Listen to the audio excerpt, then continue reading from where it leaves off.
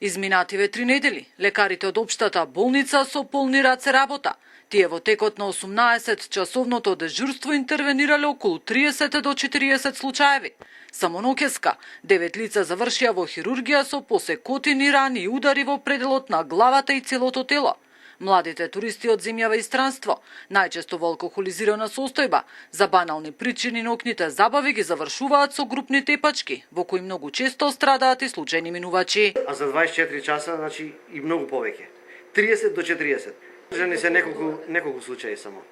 Со комоција, со потрес на мозок, а другите за среќа беа со полесни повреди. Надлежните велат дека со засилени контроли ќе се намалуваат ваквите инциденти кои се случуваат во туристичките места поради големиот број на посетители. Свесни сме дека се провлекуваат дел од такви пропусти кои што не се во интерес на туризмот и во интерес на доброто, би рекол, пријатното чувство на туристите во градот. Бележиме значителен број на годишни одморци, зголемен број на возила во градот, но со крајни напори се обидуваме да се одржува редот и да имаме стабилна и поволна безбедносна состојба. Инаку според податоците од општата болница за 50% е зголемен бројот на интервенции во однос на изминатата година во летниот период.